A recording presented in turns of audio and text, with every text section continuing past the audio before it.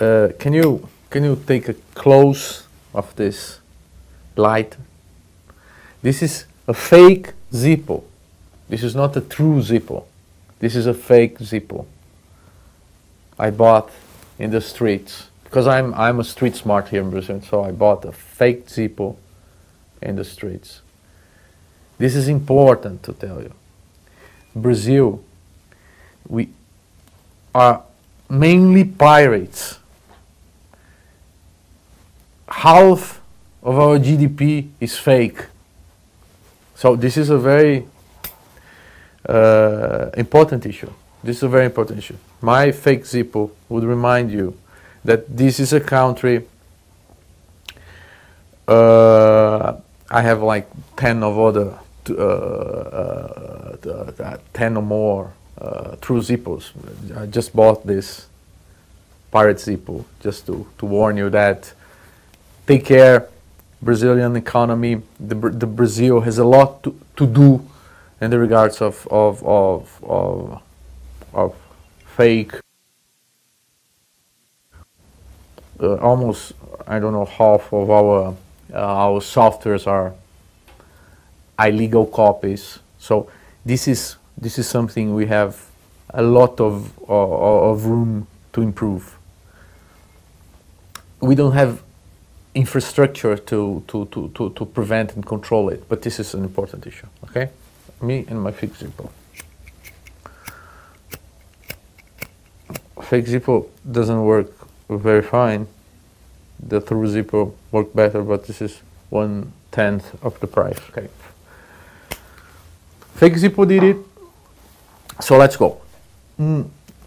First of all, I would like to tell you one thing about the Brazilian currency, the real.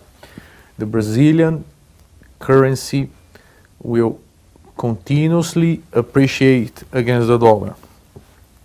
You know why? Because the Brazilian central bank is autist. What happened? Like 7 years ago, more than 7 years ago, 10 years ago, we needed to gain trust from the international community, and we decided to adopt inflation target as our monetary policy. Inflation target in opposition to Taylor rule, is the following. You only look at inflation, you only look at the forecast of inflation to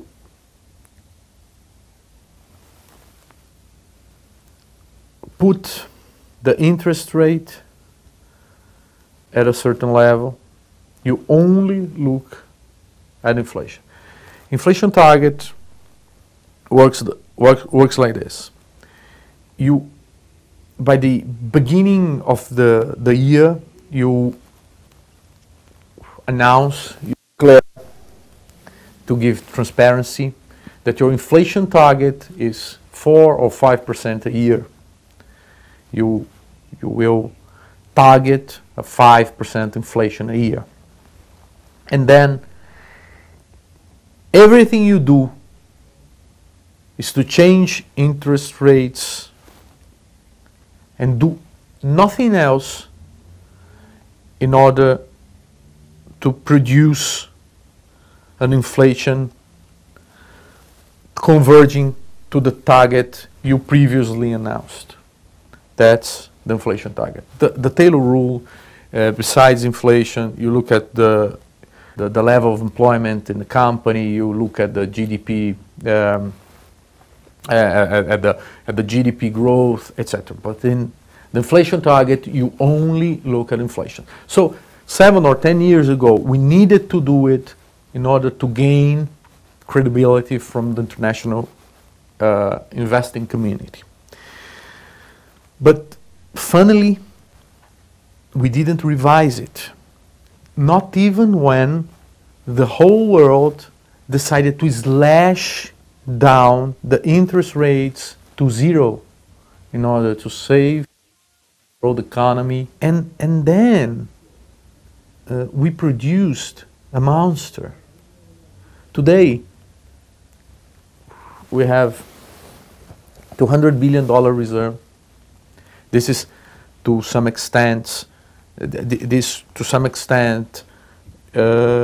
indicates the room of how much the dollar could further depreciate. So we have 200 million, 200. So now we have $200 billion reserve, foreign reserve. So the dollar can depreciate a lot more, and we have a level of interest rates that, in comparison to the rest of the world, is huge. And if you compare it to the credit, to our credit ratio, now investment grade, and from Moody's and Standard & Poor's, now Brazil has earned an investment grade ratio. We have 5% real interest rate over inflation. We are investment grade. We are autists. We kept our inflation target system while the whole world abandoned even the Taylor rule and slashed down to zero to save the world economy. So now we are monsters. Now the whole money of the world is flowing into Brazil. I have friends that are wealth managers in New York, in London, in Asia. They just tell me, look, the only thing they tell me is that if I could put 200% of my money into Brazil, I would do so, because it's no-brainer to do so. So the real, the real currency is faded to further appreciation, up, I would say, up to the parity to the US dollar. This is bad. This is very bad for Brazil in the short run, because it would damage all of our exporters.